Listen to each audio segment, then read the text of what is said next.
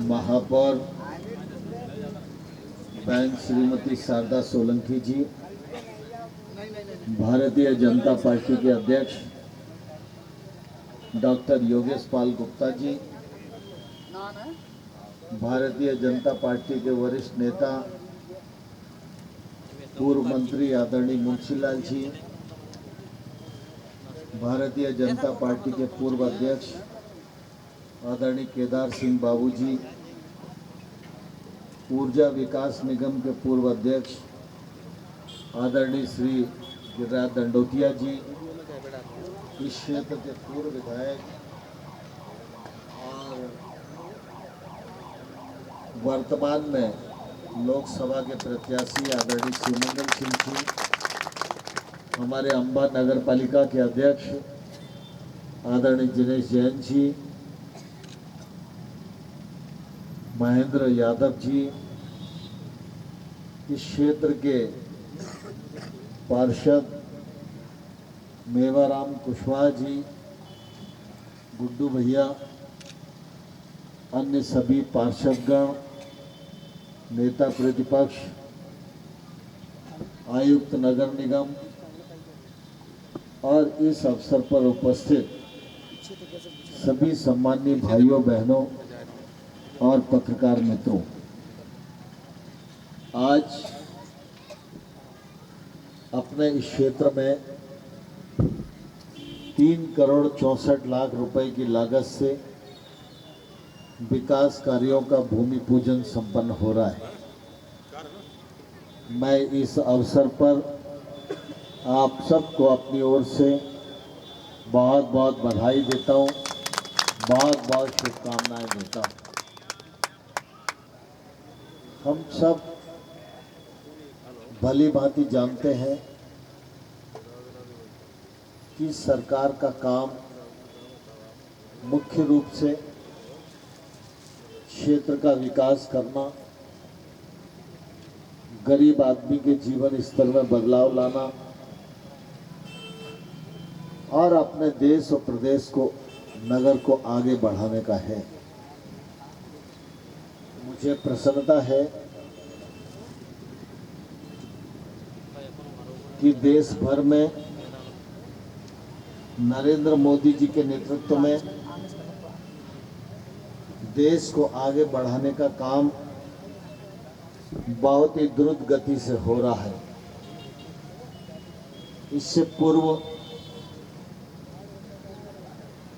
तत्कालीन मुख्यमंत्री शिवराज सिंह चौहान जी के नेतृत्व में मध्य प्रदेश को बीमारू राज्य से बदलकर विकासशील राज्यों की श्रेणी में लाकर खड़ा करने का काम हुआ। अब डॉक्टर मोहन यादव जी हमारे मध्य प्रदेश का नेतृत्व कर रहे हैं और मोहन यादव जी लगातार एक छोर से लेकर दूसरे छोर तक विकास की चिंता कर रहे हैं। हम जब मुरैना में हैं तो सामान्य तौर पर मुरैना में क्या हुआ ये भी हमारे ध्यान में रहना चाहिए, और होने को तो सरकार कर सकती है, लेकिन जो हुआ है उसको नया आयाम देना, उसको निरंतर संचालित करना, ये क्षेत्र के नेताओं का और जनता का काम होता है। सरकार सड़क बना सकती है, लेकिन अगर हम इस बात पर उदारू हों कि सड़क को हमें खोदना ही है, तो सड़क के बनाने से फायदा नहीं होगा। सरकार अगर एक बार सड़क बनाए तो सरकारी सड़क के बारे में ऐसे ही दर्द होना चाहिए जैसे अपने घर के सामने जो अवैध चबूतरा होता है ना, उसे भी कोई तोड़ने आ जाता है तो दर्द होता है। अगर ऐसा दर्द अपने मन में नहीं होगा तो सड़क का आप लंबे समय तक उपयोग नहीं कर पाओगे। आप जानते हो कि आज से 5-7 साल पहले तक मुरैना के स्थिति एक गांव जैसी थी। आकार भी कम था, प्रकार भी कम था, आवागमन के साधन भी कम थे और आय के साधन भी ना के बराबर थे। क्षेत्रफल भी कम था। मुरैना नगर पालिका थी, सरकार का जो अनुदान आता था उसी पर अवलंबित रहती थी। वो अनुदान भी बहुत कम मात्रा में हुआ करता था। लेकिन आप सबको जानकर ये खुशी भी होनी चाहिए और गौरव भी होना चाहिए कि भारतीय जनता पार्टी की सरकार ने मुरैना को नगर पालिका से नगर निगम बनाने का काम किया। आज आप गर्व के साथ ये कह सकते हो कि अगर ग्वालियर में नरेंद्र सिंह तोमर जी नगर निगम इलाके में रहते हैं तो मुरैना में हम भी नगर निगम इलाके में रहते हैं। मुरैना के लोग किसी से कम नहीं हैं।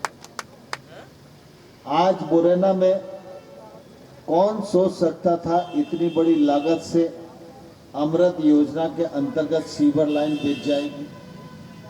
आज सीवर लाइन का काम ग्वालियर जैसे शहर में भी पूरा नहीं हुआ, लेकिन आज मुरैना में अगर सीवर लाइन बनी तो आप अपने आप को पिछड़ा नहीं कह सकते। जिस क्षेत्र में सीवर लाइन है वह क्षेत्र पिछड़ा नहीं हो सकता। जिस क्षेत्र में अब हैंडपंप और ट्यूबवेल हटकर चंबल का पानी आने वाला है उस क्षेत्र को आप पिछड़ा नहीं कह सकते। मैं ग्वालियर नगर निगम का पार्षद रहा हूं 82-83 में। मैं उस कालखंड से कोशिश कर रहा हूं कि चंबल का पानी ग्वालियर के लोगों को मिलना चाहिए, लेकिन ग्वालियर के लोगों को चंबल का पानी नहीं मिला।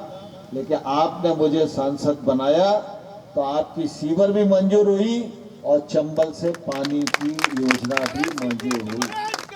हम तुम्हारे साथ हैं, तुम राज करो, हम तुम्हारे साथ हैं। फिर यहाँ पर बैरियर चौराहे पर ओवरब्रिज बनाने का मामला था, ओवरब्रिज भी बना। मुरैना की शक्ल और मुरैना के बारे में धारणा बदले, इसके लिए डॉक्टर रामप्रसाद बिस्मिल संग्रहालय बनाया गया, शहीद स्मारक बनाया गया, जिससे चंबल की जो खूबियां हैं वो लोगों तक पहुंचे। लेकिन ये पहुंचेंगी तब जब अपनी खूबी पर चंबल में रहने वाले लोगों को गर्व होगा, जब आप लोगों को गर्व होगा। पानी आपको अच्छा मिलेगा, ट्रीटेड वाटर मिलेगा, चंबल का मिलेगा। कहा जाता है कि चंबल से अच्छा और साफ पानी अब किसी नदी का नहीं है। वो पानी आपको पीने को मिलेगा। लेकिन हमारे मन में ये संकल्प भी तो होना चाहिए, सरकार 250 करोड़ रुपया लगा के चंबल से पानी दे रही है, तो हमारे घर पे अगर पानी का बिल 25 रुपए आएगा तो मैं ईमानदारी से 25 रुपया तो जमा करूं। ये जिम्मेदारी हमारी नहीं है क्या? इसी प्रकार से अभी हमारे महापौर जी कह रही थी यातायात की दिक्कत है। अब यातायात की तो दिक्कत है, ये बात सही है। यातायात की दिक्कत क्यों है? यातायात की दिक्कत यह है कि लोगों के पास पैसा बढ़ रहा है। पहले एक घर में एक मोटरसाइकिल भी नहीं होती थी, अब एक घर में 4 मोटरसाइकिल होती है। पहले एक गांव में एक गाड़ी नहीं होती थी, अब गांव में भी हर घर में स्कॉर्पियो घूम रही है। तो जब पैसा आ रहा है तो खरीदी जा रही है, जब खरीदी जा रही है तो सड़क पे ही तो चलेगी। तो भाई कुल मिला के ये कहना तो बहुत आसान है कि गरीबों की देखभाल करने वाला कोई नहीं है। अरे गरीबों की देखभाल करने वाला कोई नहीं होता, अर्थव्यवस्था को गति नहीं मिलती तो ये मोटरसाइकिल होंडा सिटी ये कहाँ से आती बताओ। अब अगर मुरैना की सड़क पर ट्रैफिक ज्यादा है, इसका मतलब ये समृद्धता का प्रतीक है, और इस समृद्धता पर हमको गर्व होना चाहिए, क्योंकि हमारे लोग परिश्रम करते हैं। कोई खेती करता है, कोई धंधा करता है, कोई कुछ करता है, पैसा कमाता है, पैसा कमाता है, परिवार में पैसा आता है तो सुविधा बढ़ती है। लेकिन यातायात ठीक रहे, यह जरूरी है। इसलिए मुरैना, अंबा और पोरसा, इस पट्टी के तीनों शहर में बाईपास बनाए जा रहे हैं। लाल और शिकारपुर तक ओवरब्रिज बनाया जा रहा है। और ये बाईपास कितने रुपए के बनाए जा रहे होंगे बताओ? बताओ मोटा एक अंदाज। तीनों बाईपास मिलाकर भारत सरकार का नेशनल हाईवे डिपार्टमेंट मंत्री नितिन गडकरी जी के द्वारा 1065 करोड़ रुपए की लागत से बनाया जा रहा है। 1065 करोड़ रुपया। अब 1065 करोड़ रुपया अगर मुरैना में लग रहा है और बाईपास बन रहा है, पुल बन रहा है, तो भी फिर हम पिछड़े कहां से हो गए? बाईपास आपके पास, पुल आपके पास, बैरियर पे पुल आपके पास, संग्रहालय आपके पास, शहीद स्मारक आपके पास, मुरैना का रेलवे स्टेशन अमृत रेलवे स्टेशन पे आ गया, सारी सुविधाएं बढ़ रही हैं। और ट्रैफिक जाम स्कॉर्पियो के कारण हो रहा है, तो भाई फिर पिछड़े हम कहां से हो गए जी बताओ? आप सबने देखा होगा कि 2014 से पहले हमारी सरकारें कोई सी भी रही, दो रोना जरूर होती। एक रोना था भारत बहुत गरीब है, और दूसरा रोना था भारत में जनसंख्या बहुत बढ़ रही है। था या नहीं था बताओ? लेकिन 2014 के बाद प्रधानमंत्री नरेंद्र मोदी जी के मुंह से कभी आपने सुना कि भारत गरीब है? कभी नहीं। उनने लगातार एक ही बात कही, जो गरीब है उसके जीवन स्तर में बदलाव लाके गरीबी से बाहर निकालना है। लेकिन ये रोना नहीं रोया कि हम गरीब हैं तो गेहूं दे दो, आटा दे दो, दाल दे दो, चावल दे दो। ये रोना, ये हाथ किसी के सामने नहीं फैलाया। और दूसरा, प्रधानमंत्री जी ने जनसंख्या को ताकत बनाया। दुनिया के जो संपन्न देश हैं उन देशों से कहा कि तुम्हारे पास पैसा और टेक्नोलॉजी है, तो मेरे पास जनसंख्या है। तुम्हारी टेक्नोलॉजी से बना हुआ कोई भी पुर्जा अगर मेरे देश का आदमी नहीं खरीदेगा तो तुम भूखों मर जाओगे। मेरे देश की अर्थव्यवस्था तो मैं चला लूंगा। और इसलिए आपने देखा होगा जब मोदी जी ने सरकार प्रारंभ की थी, तभी संयुक्त राष्ट्र संघ में कहा था कि हम किसी के सामने आंखें झुकाकर बात नहीं करेंगे, और हम आंखें तरेर के भी बात नहीं करेंगे। हम आंखों में आंखें डालकर बराबरी के स्तर पर बात करेंगे। और उसका परिणाम आज आप देख रहे हैं। दुनिया का कितना भी बड़ा राष्ट्र हो, वो एक ही बात कहता है, तेजी के साथ सारी दुनिया में आगे बढ़ने वाली अर्थव्यवस्था कोई है तो उस अर्थव्यवस्था का नाम भारतवर्ष है। ये परिवर्तन है। तो परिवर्तन लाने के लिए सबसे पहले अपने आप में परिवर्तन लाना पड़ता है। पहले वो गांव जो हमारे पास है। अच्छा एक बात बताओ, कोई दुकानदार है, अब दुकानदार कह दे कि मेरी दुकान में सामान नहीं है, तो कोई ग्राहक जाएगा क्या? नहीं जाएगा। जाएगा क्या बताओ? नहीं जाएगा। अरे ग्राहक आए तो अपन को कहना पड़ेगा ना, ये भी है, ये भी है, ये भी है, ये भी है। अब हम यही कहते रहेंगे हम पे कछु है ही नहीं, तो मोड़ी मोड़ों की नाते रिश्तेदारी करने सो भी कोई नहीं आएगा। हमने कहा तो खुद ही कह रहे हैं कि है ही नहीं। तो इसलिए हमको अपनी हर चीज पर गर्व होना चाहिए। ये क्षेत्र नगर निगम मुरैना को बनाया इसलिए जोड़ा है।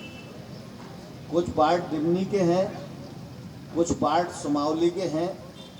उस समय आकार बढ़ाना था, जनसंख्या बढ़ाना थी, और मुझे लगता था कि मेरे रहते हुए नगर निगम बन जाएगा तो लोग हमेशा याद करेंगे। तो स्वाभाविक रूप से गांव जब शहर में आया तो निश्चित रूप से आकार तो बढ़ाई, लेकिन विकास की ज़्यादा ज़रूरत महसूस हुई, क्योंकि जो शहरी क्षेत्र था उसमें कुछ ना कुछ काम होता रहा, ग्रामीण क्षेत्र में कम हुआ। लेकिन अब काम प्रारंभ हो गया है, और आने वाले कल में ये तीनों वार्ड हैं, इन तीनों वार्डों को और राशि दिलवाने के लिए भी व्यवस्था की जाएगी। ये मैंने कल ही बात की है। लेकिन मैं अपने लोगों को भी एक आग्रह करना चाहता हूँ, हम सब लोगों को इस बात का ध्यान रखना चाहिए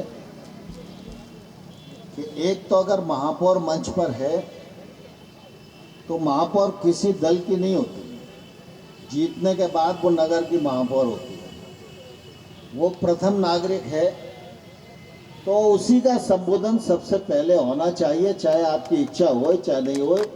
यह सार्वजनिक जीवन की मर्यादा है। और दूसरा, मंच कौन सा है, उस मंच की मर्यादा का भी हमको ध्यान रखना चाहिए। मैं 40 साल के राजनीतिक जीवन में कभी किसी मंच का दुरुपयोग नहीं किया। मैं इतने कार्यक्रमों में जाता हूँ, धार्मिक कार्यक्रमों में जाता हूँ, सामाजिक कार्यक्रमों में जाता हूँ, तो किसी भी मंच पर जाकर मैंने ये नहीं कहा कि भाजपा को जिताओ, क्योंकि वो मंच उनका है, वो मंच मेरा नहीं है। जब मुझको जिताने की अपील करना होगी तो अपना मंच लगाऊंगा, अपनी ताकत लगाऊंगा और भाजपा को जिताने की अपील करूंगा। तो मंच की मर्यादाओं का भी ख्याल रखना चाहिए, दूसरे लोग जो उपस्थित हैं उनकी मर्यादाओं का भी ख्याल रखना चाहिए।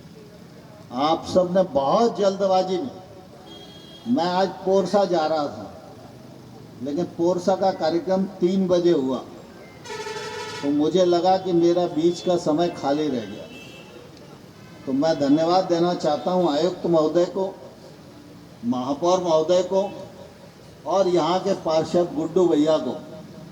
तीनों लोगों ने 24 घंटे से कम समय में इस अच्छे कार्यक्रम की रचना की, और आप सबके दर्शन करने का यह सौभाग्य मुझे इस मौके पर उपलब्ध कराया। आप सबको बहुत बहुत प्रणाम, बहुत बहुत धन्यवाद।